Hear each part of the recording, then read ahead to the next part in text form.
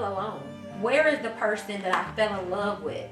Where is this person that asked me to marry him and got down on one knee and told me that he would have me till death do us part?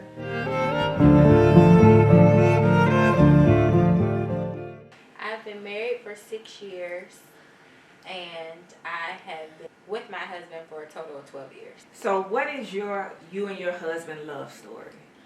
So we met on Burrell Street, August 14th, 2006. It was our second day here at Bennett, and one of my friends, who actually is his cousin, blood cousin, she was like, my cousin's about to pull up and take us to Walmart. And I was like, oh, okay, cool. So we got in the car, and I was like, damn, he is fine. But I didn't say nothing. I just sat in the car, didn't say nothing. And that was the very first time I met him. Fast forward, it was second semester, freshman year, and we need to sign out for the weekend and go over somebody's house so we would not miss curfew and have to get fined. And he's like, y'all can sign out and come to my house. And I was like, all right, cool. So we did that. We ended up kicking it, and I was like, nah, I ain't staying the night. I'm going back to school. Then we just became friends, and then we didn't talk to each other from freshman year until senior year. I was abroad in Venezuela, and one night he sent me that friend request on Facebook, and we started talking, and I came back, and we literally have been like inseparable ever since. So when you were growing up, what was your outlook? What did your family depict as a perfect marriage? Or did you see examples of marriage? And what type of examples? I had 3 examples of marriage. The most healthy marriage I seen consisted of my grandfather being in prison and my grandma being out, basically out in the house. So that was the good marriage, because that was a marriage where I did not see any kind of physical abuse. I didn't see no infidelity. I didn't see no verbal abuse, no nothing. Then I lived in a home with my mom and my stepdad, and their marriage was not good either. Ironically, my mom was the abuser in that marriage. And then my maternal grandmother's marriage was not good either. So I had 3 examples, and the only good one was the one that consisted with the man not even being in the home. Looking back at that, what impact did that have? Do you see that having on your marriage in a good or a bad way? The impact it has had on my marriage is I've tried to make sure that I keep it together, because I've seen what failed marriages have looked like. So I have forcefully tried to hold things and try to have those tough conversations, try to have those being in the transparent moments, and it's had an effect on make sure that I've been a great parent and been available, because, you know, when you have seen marriages that are not great, you kind of want to make sure you take those tools of what you've seen in those marriages, make sure that those don't happen in your marriage. It definitely had an impact. So were there things in the beginning of your relationship that you excused or brushed up under the rug that came out while you were married? And how did you address those things? Absolutely. I know one of the things we still struggle with is the constant wanting to club all the time.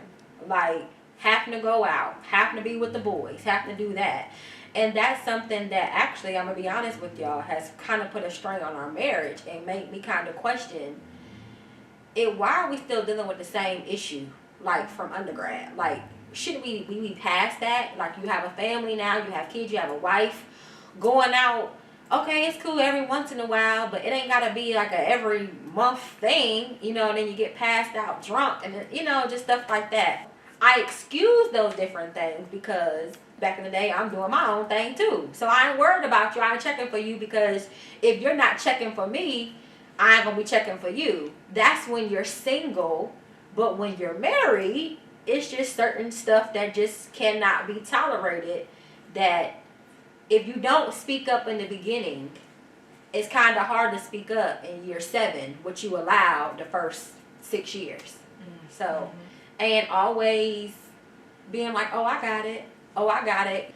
You're kind of vetted to be this like independent woman to where you take on all this stuff and you don't know how to share responsibility or have a partner, or when you do have a partner, it's kind of like you have to prove to yourself that you're superwoman. You know what I'm saying? And then like the moment that you kind of want to delegate some of those responsibilities onto somebody else, especially a partner, you know, the person is not good at receiving those tasks well.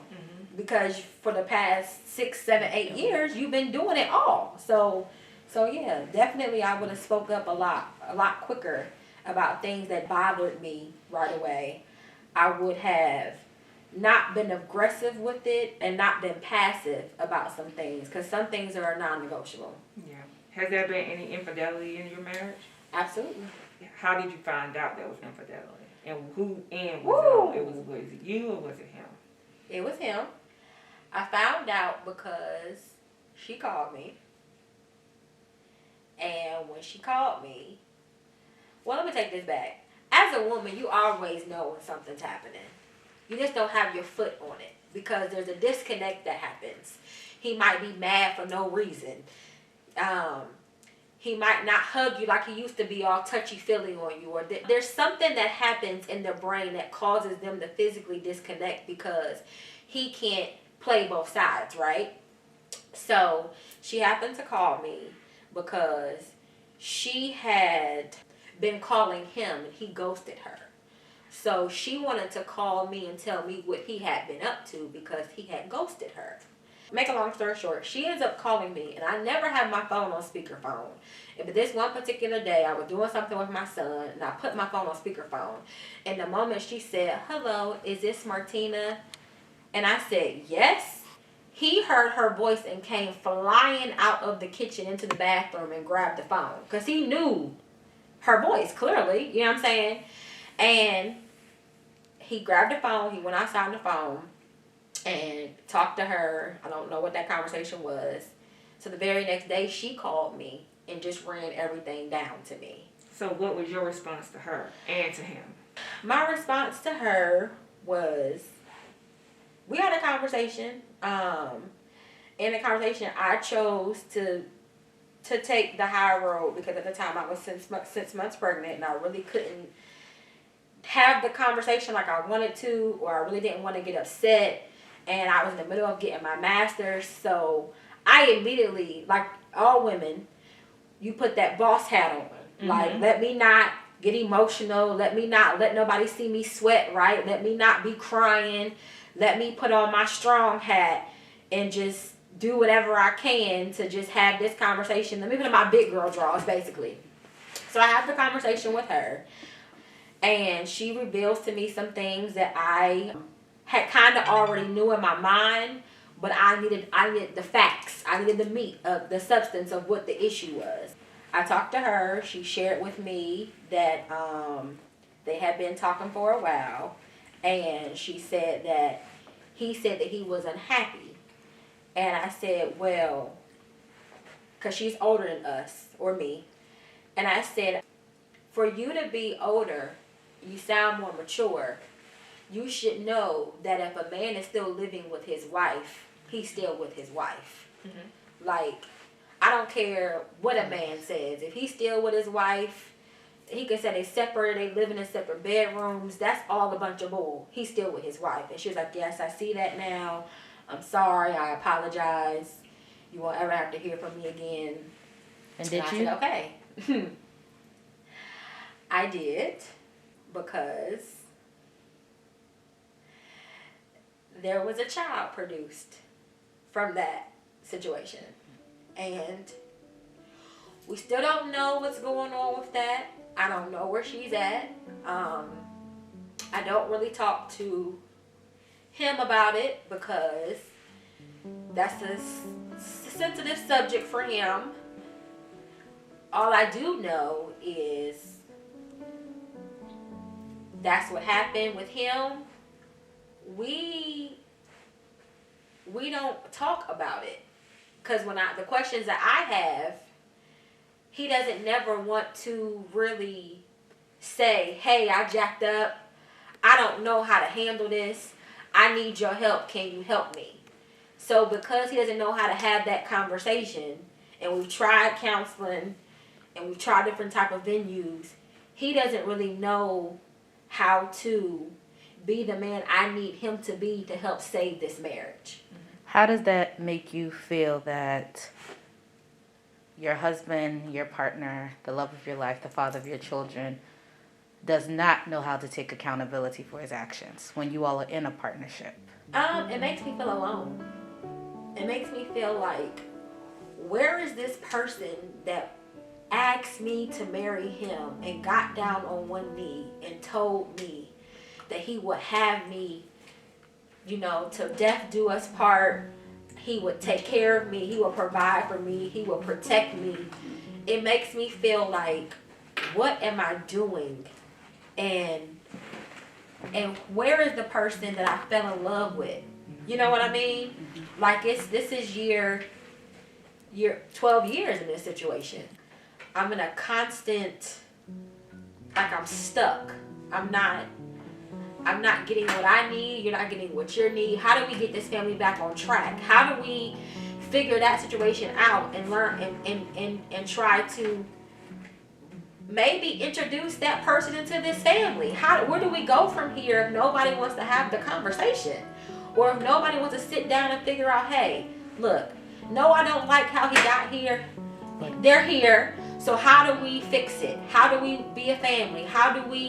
Because at the end of the day, what I don't want is I don't want to be the reason that a child does not have a connection with their parent, because I know how it feels to be that kid that grew up outside the home. Mm-hmm. And the kid that grew up outside the home always feels like, why didn't my dad want me? You know what I mean? So it's like I put that to the side to kind of feel like, let's figure out how we can help this child. Do you think the problem-solving skills that you introduced to the relationship beginning back in 2006, do you think because of your demeanor, because of your innate feeling to tackle a challenge, do you believe that's part of the reason that he has not tried to problem solve with you, because he feels that you're my partner, you're my better half, you can figure it out for us? But in actuality, it's his turn to problem solve and bring you on board with the plan. I think oftentimes as people, we try to run from things, not really realizing that no battle's ever been won by running. You have to address it head on, right? Mm-hmm. So definitely the problem solving skills that I have makes me want to do it. But see, that's where the communication comes in. I can't help you if you don't open your mouth and let me know how I can be of assistance. Because what I can't do is I can't take on an issue that I did not create, especially without feedback from you. Mm-hmm. There has to be a plan. I think something about me is I'm a planner. I write down what I want and I figure out how I'm going to execute it. So because everything is just sitting and there's nothing being done about it, it makes me frustrated, yes, but it also was like we're wasting time, because we could be so much farther than where we're at, where we could be addressing the adversity head on. Are your children aware of this, or have you all done a pretty good job at, this is between adults, what's happening, mommy and daddy still love you, this is not affecting you all or your livelihood? I'm going to be honest, no. We have not done a great job at still making sure that the kids are the number one priority. Because when hurt takes place, when hurt and ego is in the midst of a situation, everybody just keeps on tossing around hurt. So no one understands that at the end of the day, it's about the children. Even if the adults can't get it together, it still has to be about the kids. So we've done a great job with still being a family, still having the consistency of the schedule, but the children can definitely tell that something's different. Things are just not what they used to be. How are you working through that one hiccup, that roadblock of infidelity within the marriage? How are you all working through that? Honestly, we're not. It's one of them things, like, I think, and I think that from my experience, it's one of those things where it happened, let's get over it. But with me, that's not the case. It's so like we talk about women's intuition all the time, right? So there are certain signs, certain behaviors, certain things that happen that led up to infidelity. So if you start to see those same patterns again, you're gonna try to brace yourself and be like, okay, this is what was going on last time. Now we're back here. So what are we doing? So as a woman, then you're going to be like, okay, hey, you're going out again. You know, the drinking has picked up again. You know, this is what happened last time. Is there a problem? Is there an issue? So it kind of puts you on guard because you never really fully heal from that situation when it's not fully addressed. And when I say addressed, I mean deal with it from top to bottom. You know what I mean? Like, tell the truth even if it's ugly. Because that's the part of marriage that people, that's the for better or for worse part that people don't talk about. That shit happens. He ain't going to be the first. He ain't going to be the last. If I'm choosing to stay, if I was going to leave, I would have left the night she called me. You know what I'm saying? But there has to be a level of respect that comes with the marriage. It can't just be with love alone. It got to be respect. Do you feel the respect is gone? I feel like both parties have not gotten healed. So what you do is you keep on adding trauma on top of trauma. You know what I'm saying? And I don't think the respect is gone. I think people have gotten too comfortable. And 12 years is a long time. So in 12 years, I know you. I know you better than you know yourself. You know me better than I know myself sometimes. So you can even know what I'm thinking. You know how I move. You know how I respond. I know why you ain't doing something. I know why you are doing something, right? So I think it's not the respect. I think it's the fact of that I don't know if I want to let this go, but I don't know if I want to hold on either. And because you are a good woman, I don't want nobody else to have you because I know what you're capable of being. And that's selfish, right? But I also think that it's an immaturity thing too, because we live in a time where it glorifies having multiple women. Yeah. So, the worst case scenario, you find out he's being unfaithful again. What are you prepared to do? Or are you, being that the examples that you saw of marriage, some was good, some was bad, and although, people stayed in the marriage, are you staying in the marriage for your kids? At first, it was, where am I going to go with 3 kids? Who is going to love you with 3? People will take 1 and 2, but you got 3. But then there's a part of you that you have to be like, if I was to die today, was I happy with my life? Have I fulfilled everything that God has told me to do? Where I'm at right now is, my focus has not been him. Yeah. My focus is me.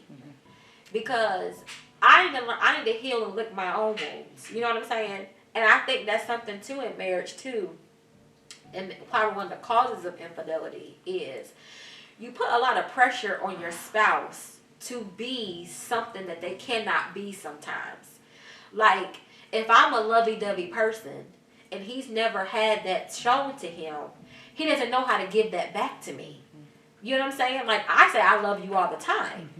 Well, had I not had a dad that didn't say I love you often, I wouldn't know how to deal with someone who never said I love you. You know what I'm saying? Like, probably it's always me too, or I feel the same way. You know what I'm saying? So I think that if you don't put the pressures on your spouse to lick the wounds they did not create, for example, infidelity has nothing to do with the spouse. It doesn't. I don't care if it's, oh, you weren't giving me attention. Okay, well, you open your mouth and you communicate that I'm not giving you something that you need more of. Or as a woman, if you want me to take care of you, help me take care of them so that when you come in, I give you all of my attention. But I can't take care of you and them, fold the clothes, cook dinner, help with homework, and ride you all night long. I just can't do it. It's not enough hours in the day.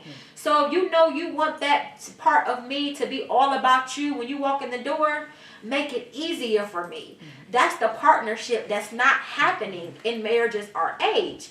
It's either she does everything and he goes out and works. Protecting and providing isn't just providing financially. Yep. You have to physically be present. You know what I'm saying? And protecting is not just protecting if a bad guy comes in the room. It's protecting my feelings, protecting my emotions, protecting the fact of that ain't nobody gonna come and interfere with what we got going on, protecting how I think. You know what I'm saying? Like, that's the part of marriage that I don't think that not only are we not prepared for, but those are the ugly truths that nobody wants to speak about. And you spoke on traumas of another, like traumas of spouses. Are there any traumas that you can kind of look back on in your life to say, I feel like I'm staying in this marriage because of this? I think I will say this. I experienced a situation in college with some sexual assault that, depending how my husband grabs me, if he grabs me the wrong way, I'm immediately turned off. Where I don't want to do nothing. You know what I'm saying? But that's because that takes me back to being restrained. You know what I'm saying? Feel like, so again, there are certain things that happen in your life that if you don't heal from them, marriage only intensifies everything. I don't care what nobody say. You can be as healed as you think you are, and you've dealt with everything in your past that you think what don't kill you make you stronger. I've been delivered. I've been prayed on. Whatever. All that is great. But the moment you think you forgot about that thing, and that thing pop up in your marriage, and you affect, and it kind of bring you to your knees, you be like, well, maybe I haven't really dealt with that thing. You know what I'm saying? And that causes you to go seek help. I am a firm believer that if you are not right, go get some help. This whole what happens in our house stays in our house, just pray about it thing. No, go sit on somebody's couch. Go get the tools that you need, because you can't fight a battle if you don't have the tools. You're going to lose every time. That's what happens in school. We have a syllabus, right? The syllabus tells us everything about the class. If whatever you want to know, it's in that syllabus. It tells you when the paper is due, when the tests are, when the quizzes are. So it's getting you prepared for the class, right? So how are you going to get prepared for marriage if you don't constantly pray and ask God to show you the way? Get around some couples that are possibly been through some things y'all been through. Be around some healthy couples that's doing it. Not the couples that she do him and he do her and they posting on social media like they got it all together. No, they failing too, right, with y'all. So you gotta be around some people that want to see you grow, and that's gonna hold you accountable. All of my girlfriends, if I'm doing something wrong, they be like, no, sis, you wrong about that. You can't be around men that's going out and staying all night right with you, and they wives are okay with it. Ain't no woman okay with that. They telling you that so that y'all can feel better about what y'all doing. For real. Where do you see your marriage in the next 5 years? Honestly, I don't know.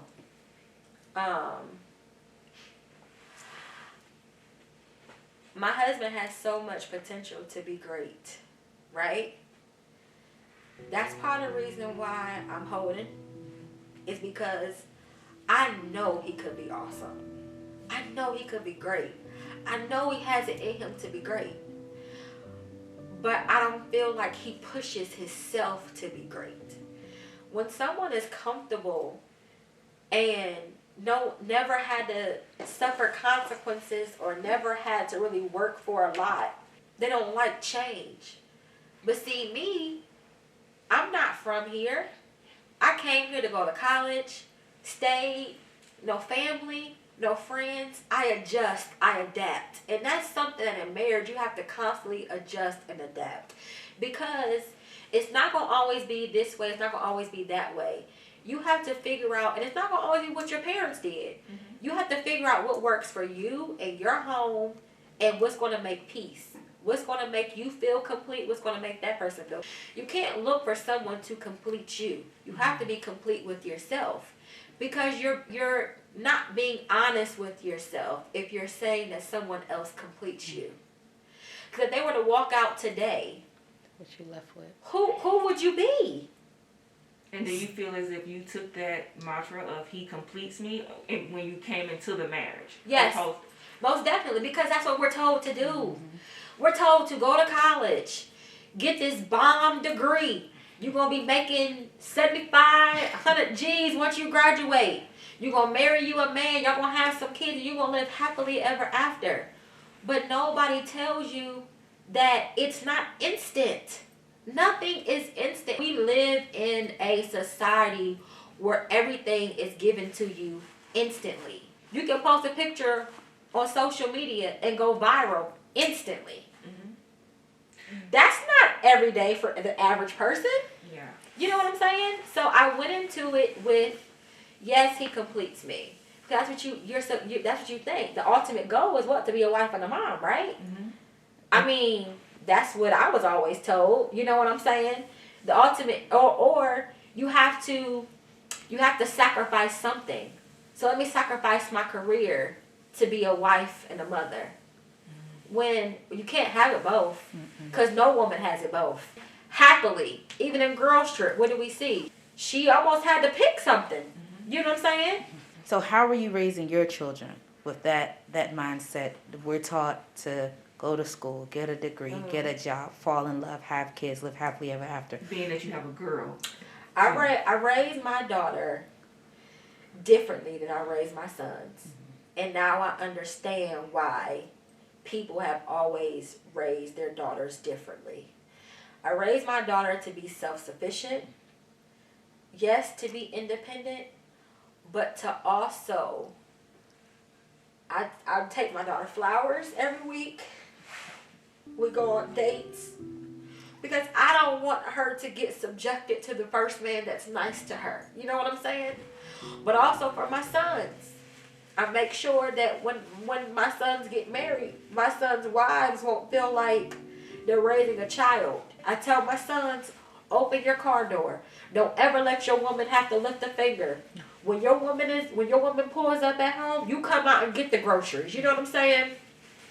So I raise my children with the perspective of, if it doesn't feel right, don't do it. Don't stay where you're not wanted. Come and talk to me about any and everything. I don't care if you're wrong. I got you.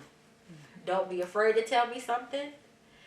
And I also raise them to understand that you are your biggest cheerleader and champion. But in reference to my daughter specifically, I make sure that I nurture that innocence. I let her know that she's beautiful all the time. I tell her every 5 seconds. To the point to where now her response be like, okay. But that's because I'm going to tell you, because if a knucklehead boy tell you, I need you to be like, okay. Mm-hmm. Like, I know we used to always be like, oh, she's stuck up and she bougie. No, I want my daughter to be stuck up and bougie. Yeah. Not to where she looks down on people, but to the point to where she knows who she is and she's so confident that you got to come correct or you can't come to her at all. Because I think that's something, too, not even my situation, but just people in general. People prey on your weakness. Mm-hmm. If they can see that you're vulnerable and there's a spot of vulnerability or weakness, they will eat you alive. Mm-hmm.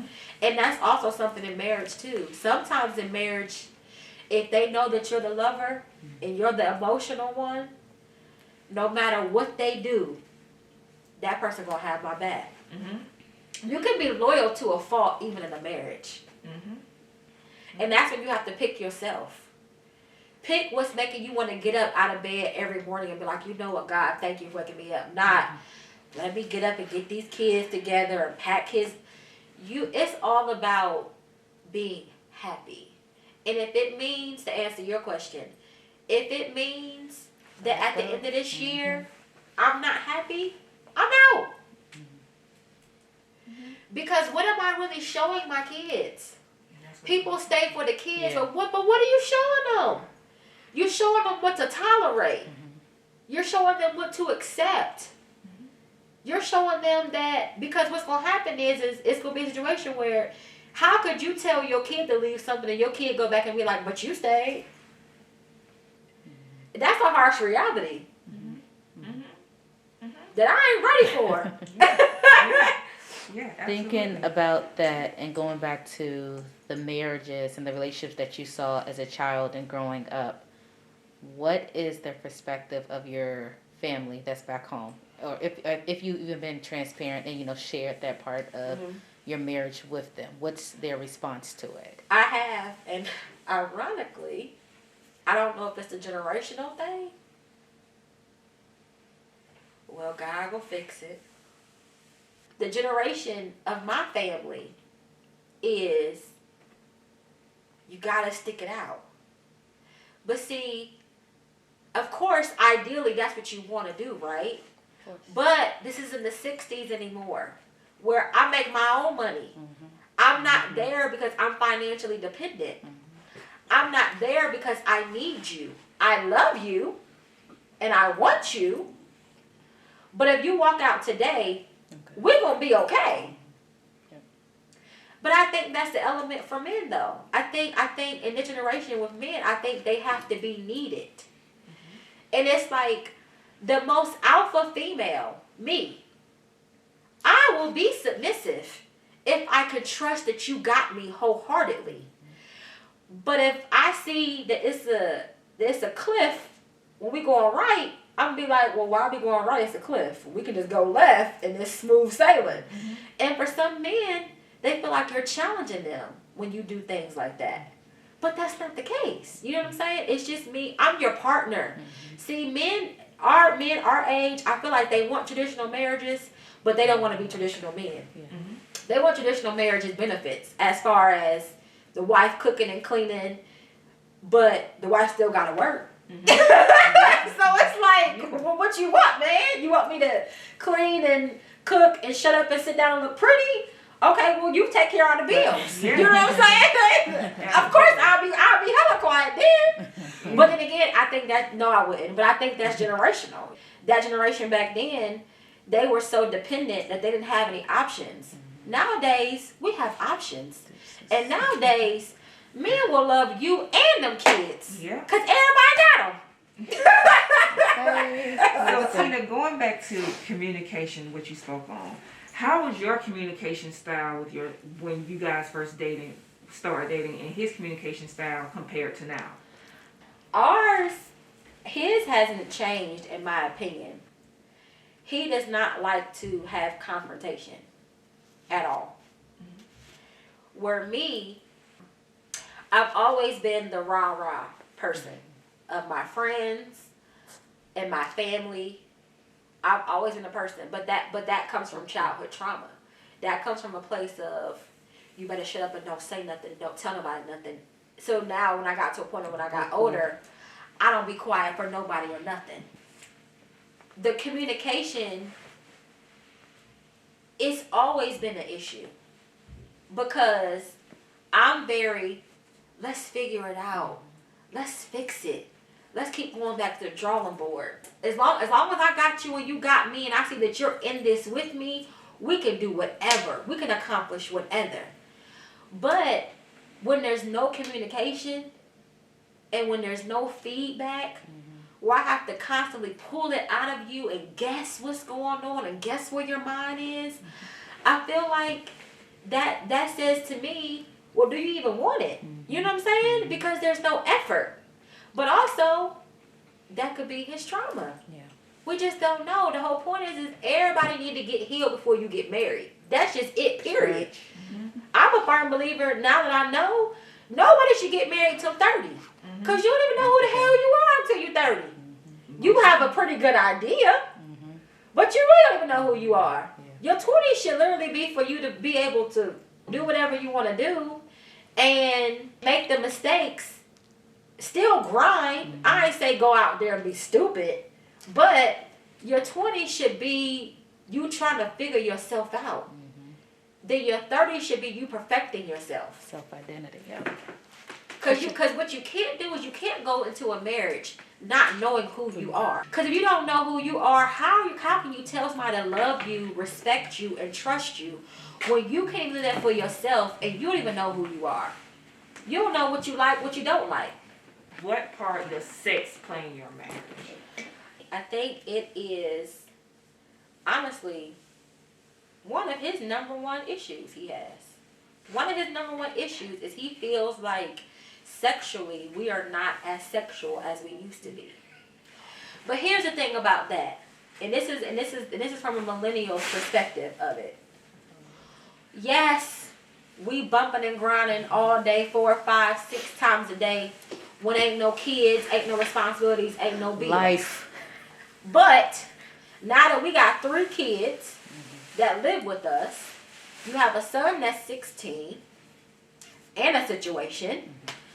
I don't have time to do that with you. But what I can do is, not saying like it's a schedule, I gotta pencil you in. No, because as a wife, I want to please him. I want him to know that he matters to me. I want him to be pleased with me. But I'm older now. I can't be just quicking it up all day long. I just can't. But what we can do is we can start earlier that morning. I'm the type of person where if you ain't got me in my head and in my heart, I can't do it with you. I've always been that way. I'm not one of the people where I can just sleep with somebody and then it just is what it is. If we're not connecting on a level like that, I can't. And part of connecting is if you know you want to have me all to yourself, again, I'm thinking about the dishes in the sink, and I need to hurry up and do them after I get done with you. Then I'm gonna have to get the kids up, and da-da-da. So with that being said, is to answer your question is, sex is one of them things where it constantly changes, right? Where I may have been more willing to try different things had there not been some betrayal that happened. And see, betrayal is one of them things that, I'm just going to be honest with you, there's been plenty of times where I've been in the middle of the act and I'm thinking, well, damn, did he have her like this? Or what did they do? Or what did it? But see, that's the part of where that's not my job. That's his job. You know what I'm saying? His job is to make me feel comfortable. His job is to make me feel like no one could ever come and take my place. They're irrelevant. Yeah. But see, that's something, again, that's not my battle to fight. He got to figure that out for him. Because it's not my job to keep speaking life over someone who doesn't feel like that for themselves.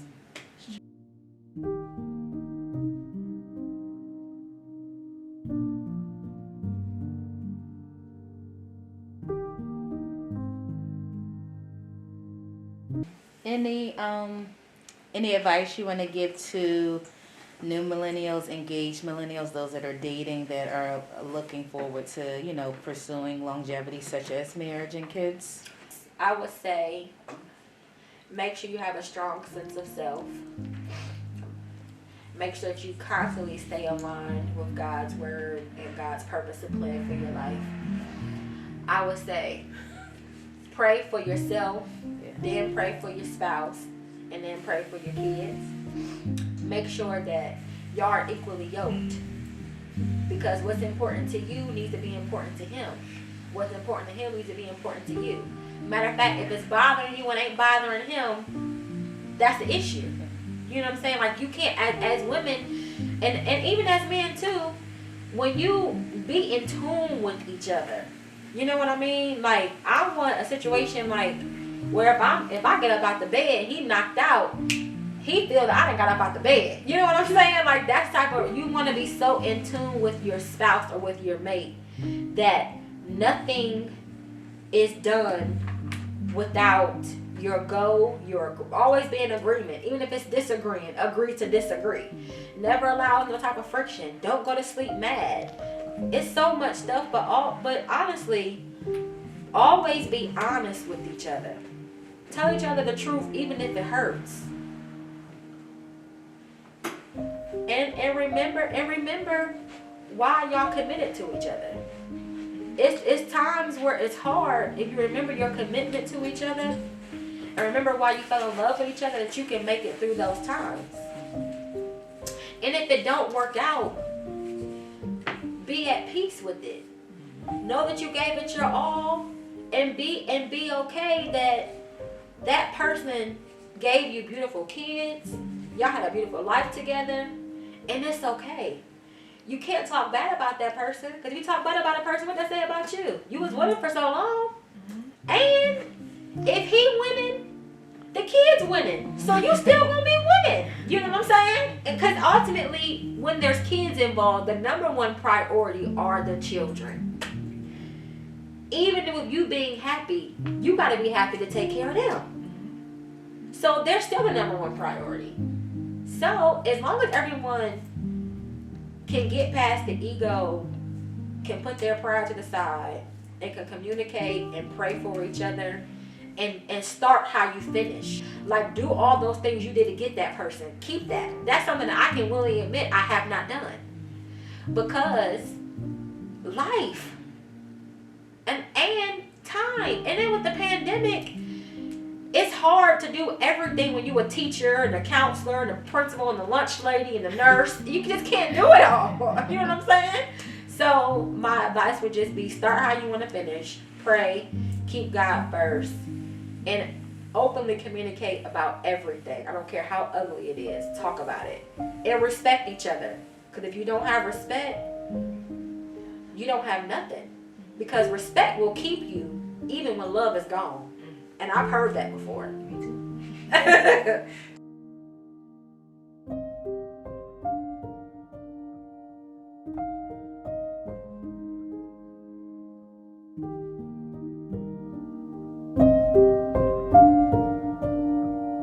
Thank you.